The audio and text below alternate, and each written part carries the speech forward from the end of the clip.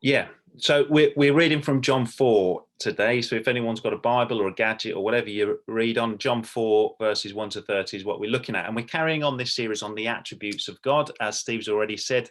And we're looking at Jesus. So a couple of weeks ago, Steve introduced this, the incarnation, Jesus as God revealed. I remember when Esther was younger, going to bed one night, she said to me, she said, Daddy, God and Jesus are the same God, and they're the same height. And I thought, right, if you'd stopped at that first bit, that would have been great. But yeah, anyway, so I don't know about the same height, but the point of this is that God and Jesus have the same nature. So when we think about God and when we think about the Son, sometimes we sort of have this thing about, well, that's God, and then Jesus is something different. But the point of all this is actually God came to reveal, Jesus came to reveal God's nature to us. And Flick's prayer was really interesting then, because today we're obviously looking at a woman at a well, a bit like Hagar, and we're looking at thirst is what we'll be looking at. But the point really, the main point today is that in the Old Testament, we read of a God that meets people. The God who sees me and knows me is what Hagar said, the God that sees me. And we read through loads of people whose experience was of a God who knew them and who walked with them and who was with them. And yet it's when Jesus comes and we read about Jesus meeting people that becomes really tangible to us. We can understand that more than a God that we can't really see. It connects more with us. And when we read about Jesus, and there's nothing better than this passage, meeting individuals and Jesus's love and interest and knowledge of and compassion for individuals, we have to reflect that back to the Father. This is the Father. This is the nature of God revealed in the Old Testament, but actually made clear to us in the New, who is a God of the individual, the person there in front of them. And that's really what we're looking at today. And what we see when we look at this is that Jesus does a number of things when he sees individuals, but what he always does is he pinpoints the heart of the matter for that individual. He goes straight to the issue in individuals, and the issue that's blocking them from coming to him. And so we see that time and time again, and Jesus does that still today. So that's what we're going to look at. And there's nothing better, I don't think, than this chapter. It's a wonderful interaction of Jesus meeting. This is Jesus meeting a Samaritan woman. So I'm going to read right down to verse, it's quite a long passage. I'm going to read just down to verse 30. So this is John chapter 4. It says, now, when Jesus learned that the Pharisees heard that he was making and baptizing more disciples than John, although Jesus himself didn't baptize, but only his disciples, he left Judea and he departed again for Galilee. And he had to pass through Samaria. So he came to a town in Samaria, near the field that Jacob had given to his son Joseph. Jacob's well was there. So Jesus, wearied as he was from his journey, was sitting beside the well. And it was about the 6th hour. A woman from Samaria came to draw water, and Jesus said to her, will you give me a drink? For his disciples had gone away into the city to buy food. And the Samaritan woman said to him, how is it that you, a Jew, ask for a drink from me, a woman of Samaria? For the Jews have no dealings with Samaritans. And Jesus answered her, if you knew the gift of God and who it was that is saying to you, give me a drink, you would have asked him, and he would have given you living water. And the woman said to him, sir, you have nothing to draw water with, and this well is deep. Where are you going to get that living water? Are you greater than our father Jacob? He gave us this well, and he drank from it himself, as did his sons and his livestock. And Jesus said to her, everyone who drinks of this water will be thirsty again, but whoever drinks of the water that I will give him will never be thirsty again. The water that I will give will become in him a spring of water welling up to eternal life. And the woman said to him, sir, give me this water, so that I won't have to be thirsty and won't have to keep coming back here to draw water. Jesus said to her, go, call your husband and come here. And the woman answered him, I have no husband. Jesus said to her, you're right in saying, I have no husband. For you've had 5 husbands, and the one you now have is not your husband. What you've said is true. The woman said to him, "Sir, I can see that you're a prophet. Our fathers worshipped on this mountain, but you say that in Jerusalem's the place where people ought to worship." And Jesus said to her, "Woman, believe me, the hour is coming when neither on this mountain nor in Jerusalem will you worship the Father. You worship what you do not know. We worship what we know, for salvation is from the Jews. But the hour is coming and is now here when the true worshippers will worship the Father in spirit and in truth. Those who worship him must worship in spirit and in truth." And the woman said to him, "I know that the Messiah is coming, he who is called the Christ. When he comes, he will tell us all things." And Jesus said to her, "I who speak to you am he." Just then his disciples came back and they marveled that he was talking with a woman. But no one said, "What do you seek?" or "Why are you talking with her?" So the woman left her water jar and went away into the town and said to the people, "Come and see a man who told me all that I ever did. Can this be the Christ?" And they went out of the town and they were coming to Jesus. So we've been going through John. So this is a sort of merging of two series, John and the attributes of God. And for those of you that remember, we got to this chapter in John, and the chapter before is the chapter about Nicodemus.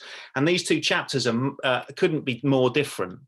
It's like a massive contrast. In chapter 3, you've got Nicodemus, who, in the eyes of all the people there, was the right sex. He was the right religion. He was respected in the community. He was a good moral man. And then in this passage, straight after, Jesus meets a Samaritan woman, and she's the opposite of a lot of that. She's the wrong sex. She's from the wrong race. She's sort of socially outcast with dubious morals in some senses, wrong theology in some ways, wrong views of God. But the point John makes is that Jesus' approach to all them, to both of these people, is exactly the same.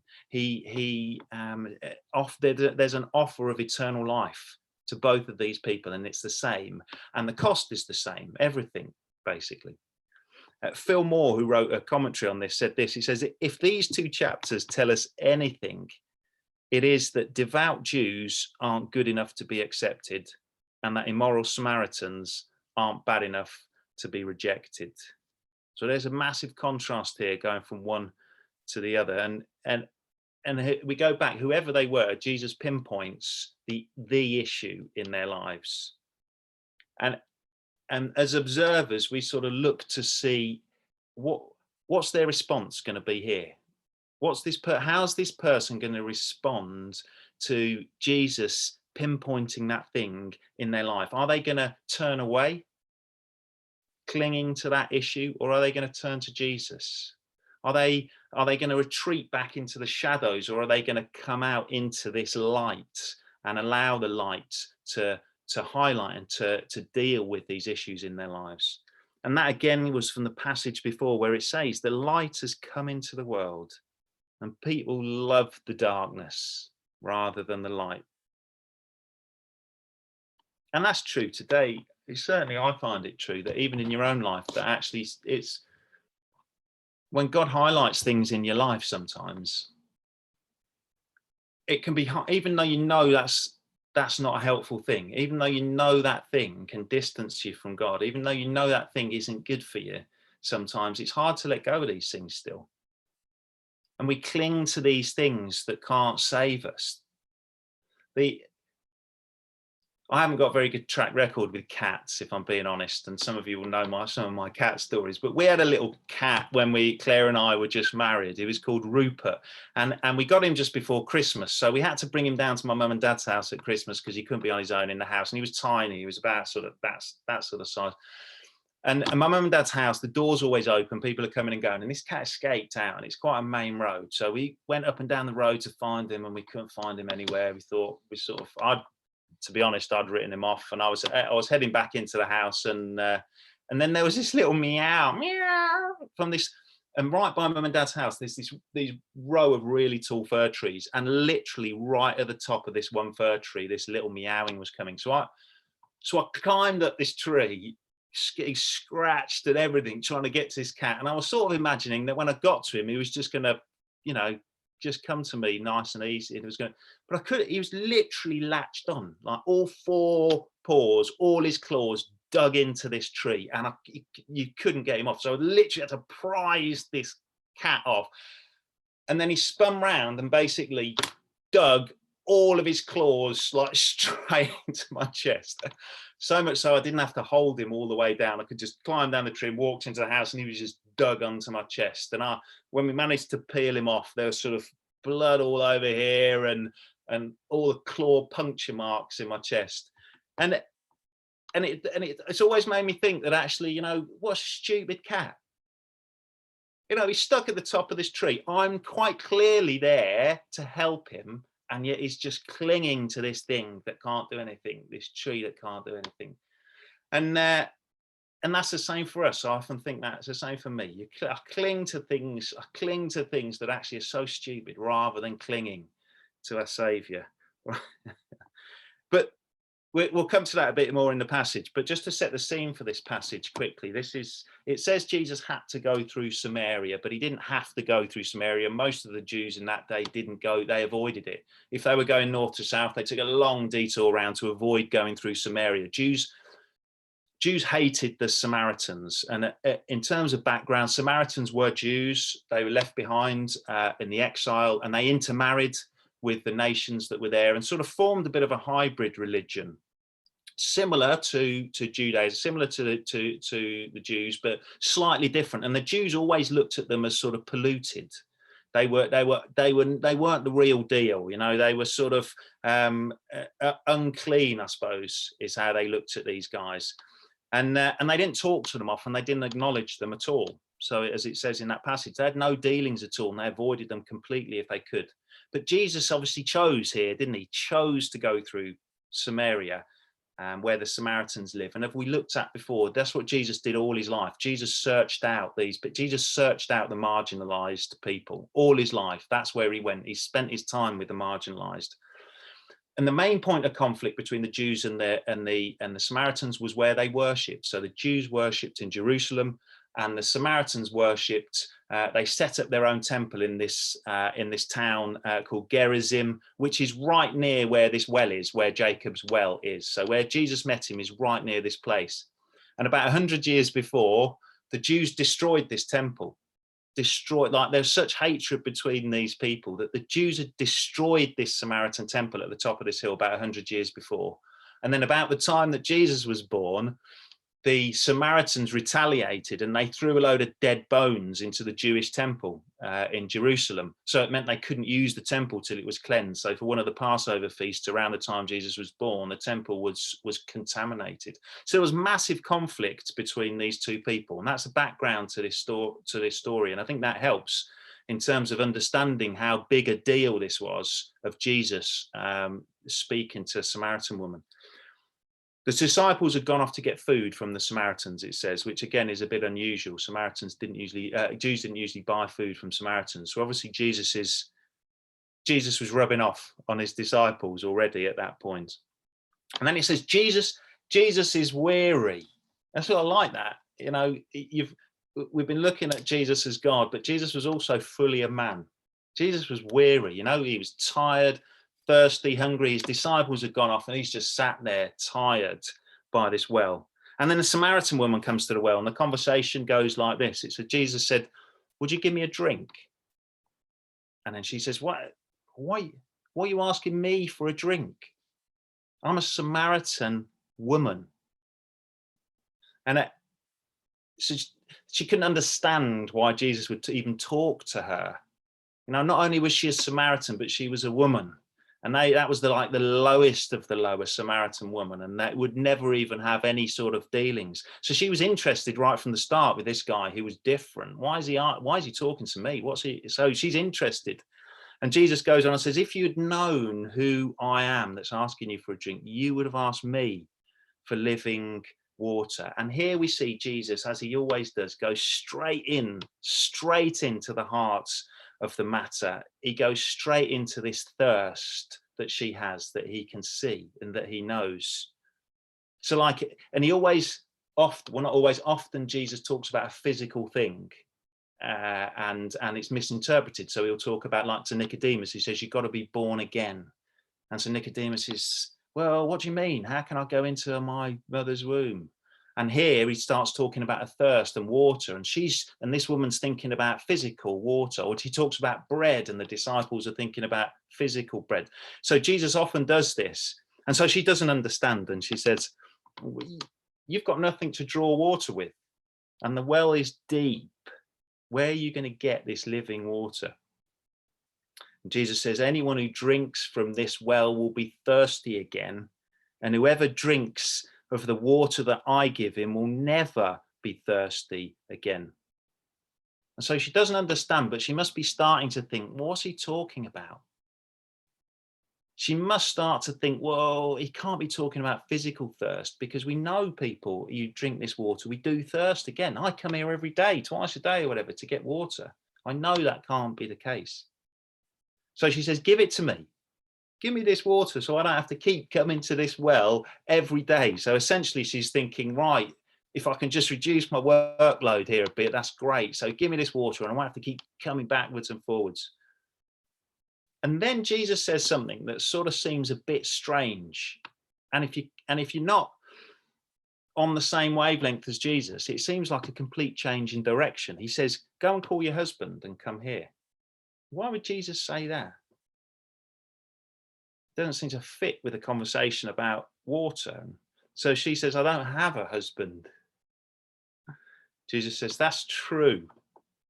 I've just been in coroner's court recently, and you have to do an oath at the start that basically says you will tell the truth, but part of that is not just telling the truth, it's withholding other information that's linked. So if I just said yes but withheld other information, then that's going against the court.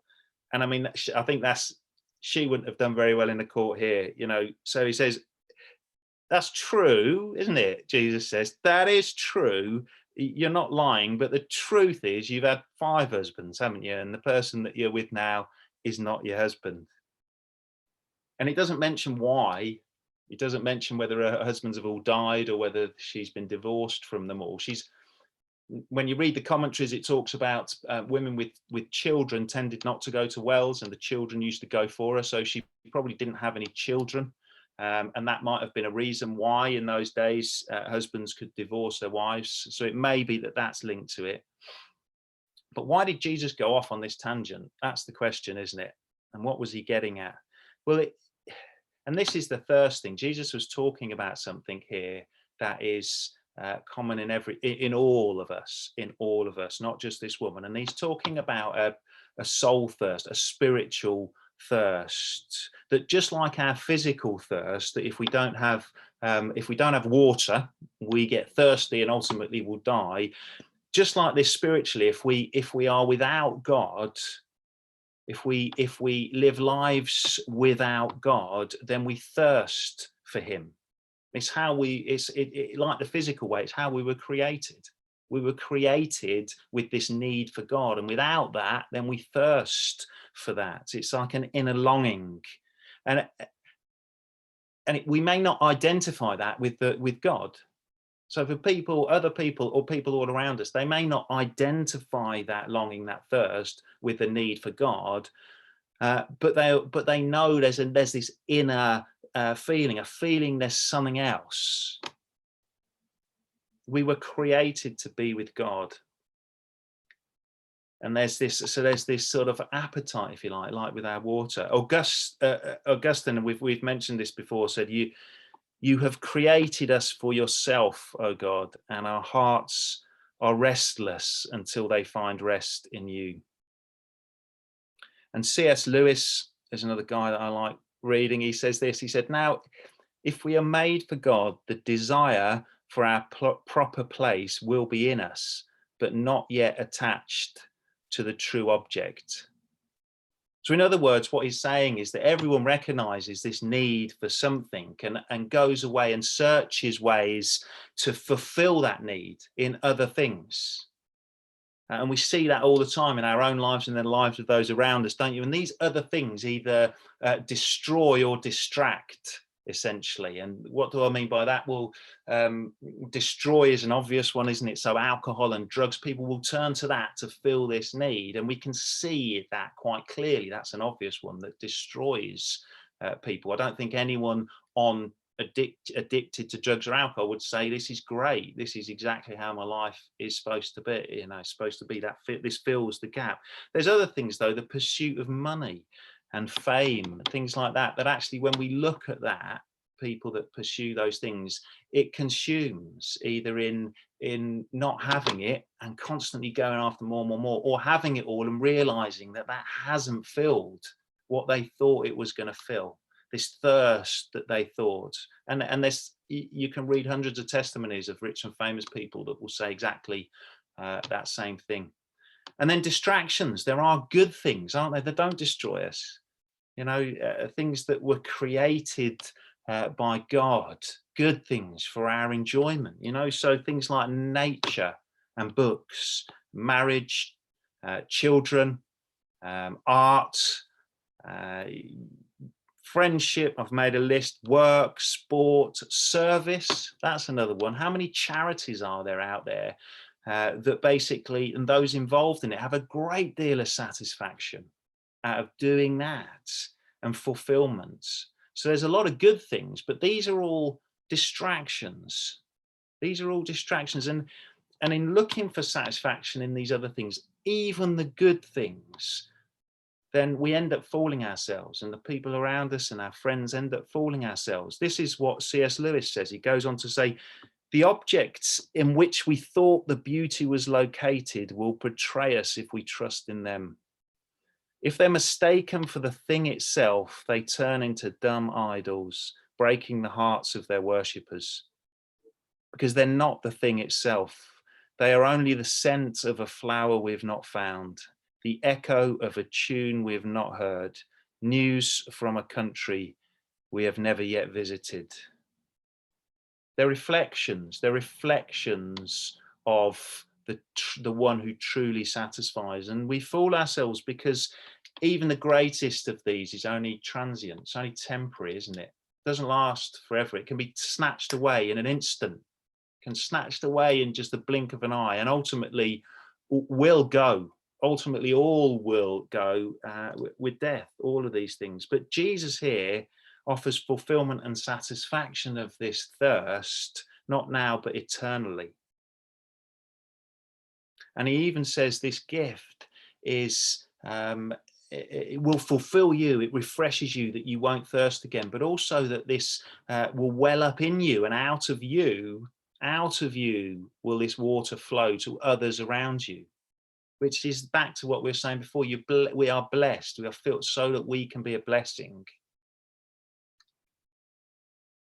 So we go back to this woman, and here Jesus is revealing her by turning her eyes from this talking about water and thirst, and she's all a bit confused about what Jesus is saying, and he turns her to this area and says, look at what look at your life, look at this thirst to be loved and accepted, this thirst to belong that she has.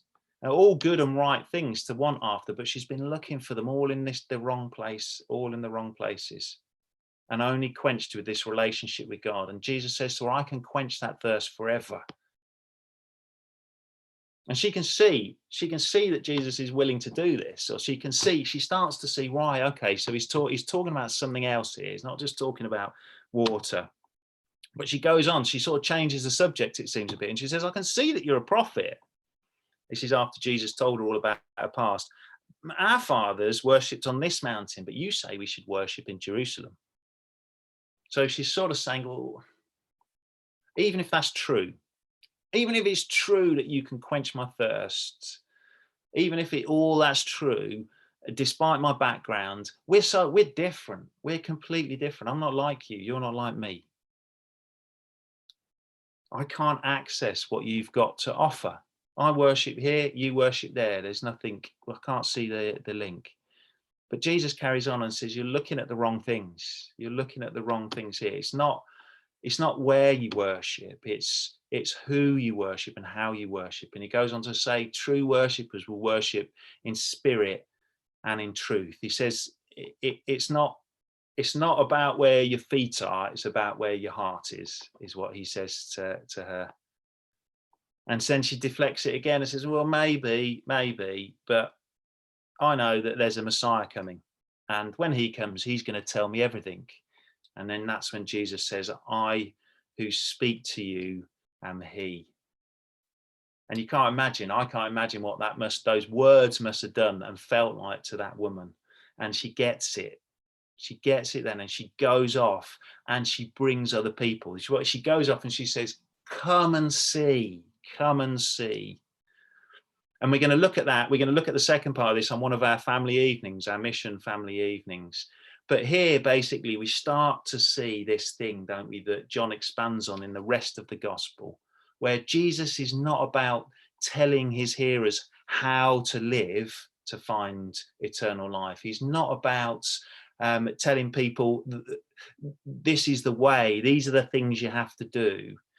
Jesus basically says, I am, as we sung before, I am the way, I am the truth, I am the life. He's not plugging some new way of living. He's saying it is me, it's in me. And in John 15, he sort of sums that up. It sort of comes to a head where Jesus basically says, I am the vine and you are the branches. Abide in me and I in you, and we will bear, or you will bear much fruit, because apart from me, you can do nothing, is what Jesus says to us. So we have a story here where Jesus highlights to a woman the need in her life, the obstacles in her life, and then says, I am the answer. I can quench your thirst, no matter your background, no matter your sex, no matter your race, no matter what you've done, no matter where you worship, I am the answer. And I think that's, as I look at this, it's when we stop clinging, isn't it? It's when we stop clinging to those things where we think we're going to find security. It's when we take our claws out of that tree and turn and stick our claws, grab hold of Jesus, and it's only possible because Jesus came to rescue us, didn't he? Bruised and scratched and battered and bleeding and dying on the cross so that he can take us, gripping him, take us to his Father's house. So I'm going to hand back over to Steve now so that we can reflect on that a bit more, just to remember what Jesus has done and that it is in him, that he is the way, he is the truth, and he is the life. Steve.